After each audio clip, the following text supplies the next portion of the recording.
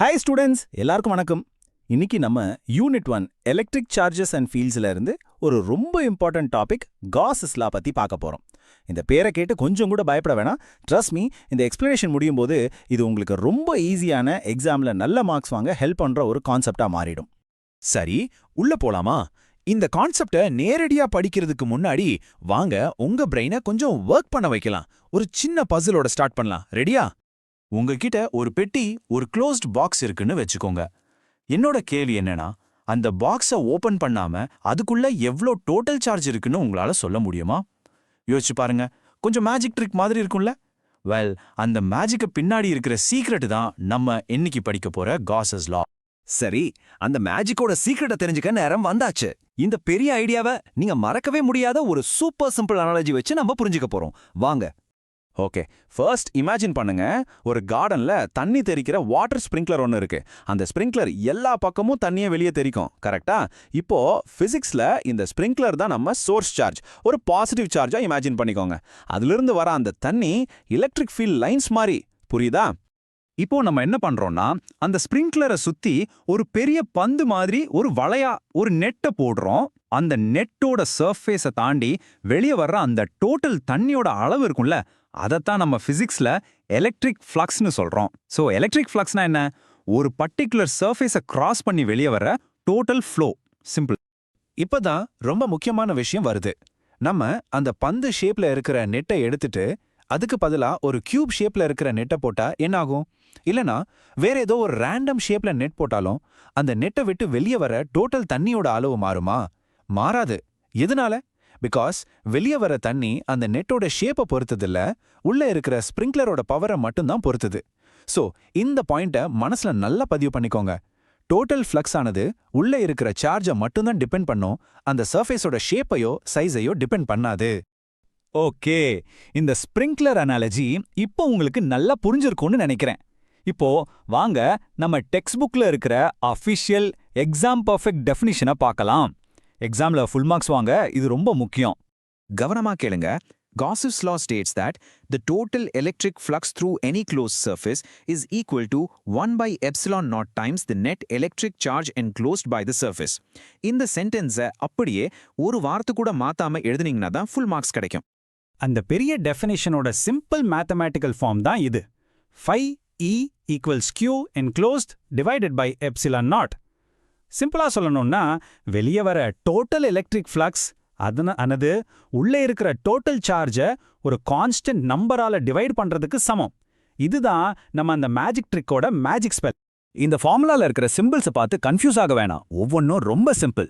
phi னா total electric flux, யானி வெளியே வர டோட்டல் ஃபீல்ட் லைன்ஸ். Q என்க்ளோஸ்னா அந்த க்ளோஸ் சர்ஃபேஸ்க்கு உள்ள மட்டும் இருக்கிற டோட்டல் சார்ஜ். வெளியே இருக்கிறத நம்ம கண்டுக்கவே கூடாது. ஃபைனலா இந்த எப்சிலான் நாட், இது பெர்மிட்டிவிட்டி ஆஃப் ஃப்ரீ ஸ்பேஸ்னு சொல்லுவோம். பட் டோன்ட் வரி, அது ஜஸ்ட் ஒரு கான்ஸ்டன்ட் நம்பர், அவ்வளவுதான். சரி, வாங்க அடுத்து போலாம். இந்த லா எவ்வளவு ஈஸி அண்ட் பவர்ஃபுல்னு ஒரு சின்ன சம் சால்வ் பண்ணி பார்க்கும்போது தான் உங்களுக்கு நல்ல புரியும். அந்த சம்முக்கு போறதுக்கு முன்னாடி ஒரு இம்பார்ட்டன்ட் கிளாரிஃபிகேஷன். ஏன் உள்ள இருக்கிற சார்ஜை மட்டும் நம்ம கணக்குல எடுத்துக்கிறோம்? பாருங்க. ஸ்டெப் 1, ஒரு சார்ஜ் அந்த இமேஜினரி சர்ஃபேஸ்க்கு உள்ள இருந்தா அதோட எல்லா ஃபீல்ட் லைன்ஸும் அந்த சர்ஃபேஸை விட்டு வெளியே தான் போகும். ஸோ அங்க ஒரு நெட் ஃப்ளக்ஸ் இருக்கும். ஆனா ஸ்டெப் 2, ஒரு சார்ஜ் அந்த சர்ஃபேஸ்க்கு வெளியே இருந்தா அதிலிருந்து வர எந்த லைன் உள்ள வருதோ அதே லைன் கண்டிப்பா இன்னொரு பக்கம் வெளியே போயே ஆகணும். ஸோ ஒன்னு உள்ள வந்தா ஒன்னு வெளியே போயிடுது. நெட் ஃப்ளோ என்ன? 0. அதனால தான் வெளியே இருக்கிற சார்ஜஸ் கான்ட்ரிபியூட் பண்ணாது. ஓகே, இங்க தான் நம்ம கேள்வி. ஒரு க்ளோஸ்டு சர்ஃபேஸ்க்குள்ள 2 சார்ஜஸ் இருக்கு. ஒன்னு +3 கூலும், இன்னொன்னு -1 கூலும். இப்போ அந்த சர்ஃபேஸோட டோட்டல் எலக்ட்ரிக் ஃப்ளக்ஸ் எவ்வளோன்னு கண்டுபிடிக்கணும். Gauss's law ஃபார்முலா என்ன? phi E equals Q enclosed by epsilon naught.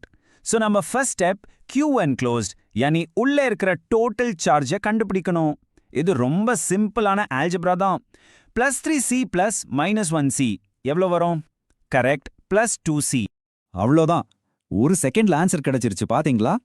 நம்ம கண்டுபிடிச்ச Q enclosed value +2C. So final answer total flux phi E equals +2 divided by epsilon naught. பாத்தீங்களா? எவ்வளோ காம்ப்ளிகேட்டடான சுச்சுவேஷனை கூட காஸ் லா use பண்ணி எவ்வளோ சிம்பிளா சால்வ் பண்ணிட்டோம்.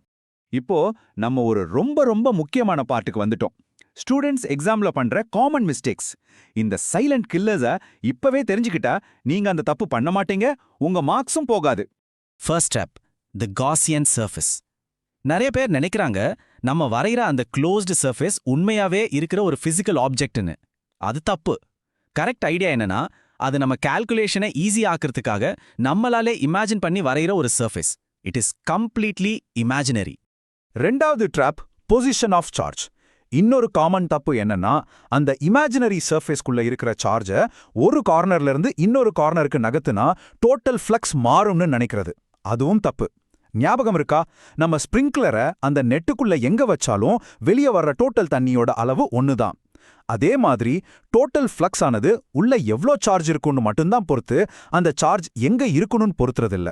மூணாவது, அந்த most tricky drop, zero flux. கவனமா கேளுங்க. ஒரு சர்ஃபேஸோட டோட்டல் ஃப்ளக்ஸ் ஜீரோவா இருந்தா அந்த சர்ஃபேஸ்ல எல்லா பாயிண்ட்லயும் எலக்ட்ரிக் ஃபீல்டு E ஜீரோவா இருக்கும்னு நினைக்கிறது ஒரு பெரிய தப்பு. கரெக்ட் ஐடியா என்ன தெரியுமா? ஜீரோ ஃப்ளக்ஸ்னா நெட் ஃப்ளோ தான் ஜீரோ. என்ன லைன் உள்ள வந்துச்சோ அதே அளவு லைன் வெளியே போயிடுச்சுன்னு அர்த்தம். ஸோ ஓவரால் பேலன்ஸ் தான் ஜீரோ. ஆனா அந்த சர்ஃபேஸ்ல இருக்கிற இண்டிவிஜுவல் பாயிண்ட்ஸ்ல எலக்ட்ரிக் ஃபீல்டு E கண்டிப்பா இருக்க முடியும். அது நான் ஜீரோவா கூட இருக்கலாம். ஓகே ஸ்டூடெண்ட்ஸ், ஸோ வாங்க நம்ம இன்னைக்கு என்ன பார்த்தோன்னு ஒரு குவிக் ரீகேப் பண்ணிடலாம். So, the crucial points to remember are, first, Gauss's law ಅನ್ನது ஒரு closed surface ஓட electric fluxக்கும் அதுக்குள்ள இருக்கிற சார்ஜுக்கும் உள்ள ஒரு simple relationship-அ சொல்லுது. Second, அந்த golden formula, phi E is equal to Q enclosed by epsilon naught. Third, எப்பவுமே அந்த imaginary surfaceக்கு உள்ள இருக்கிற சார்ஜஸை மட்டும்தான் கணக்குல எடுத்துக்கணும். Finally, அந்த surfaceோட ஷேப்போ சைஸோ மாத்தினாலும் total flux மாறாது. இவ்வளோதான் Gauss's law. ஸோ இப்போ நம்ம கிட்ட ஒரு பவர்ஃபுல் சீக்ரெட் டூல் கிடைச்சிருக்கு, கரெக்டா? ஆனா இந்த டூலை யூஸ் பண்ணி ஒரு சார்ஜ்டு ஸ்பியர் இல்லைனா ஒரு பெரிய சார்ஜ்டு வயர் மாதிரி காம்ப்ளெக்ஸ் ஷேப்ஸோட எலக்ட்ரிக் ஃபீல்டை ரொம்ப ரொம்ப ஈஸியா எப்படி கண்டுபிடிக்கிறது? அதோட அப்ளிகேஷன்ஸ் என்ன? அதை பத்தி தான் நம்ம அடுத்த செஷன்ல பார்க்க போறோம். Think about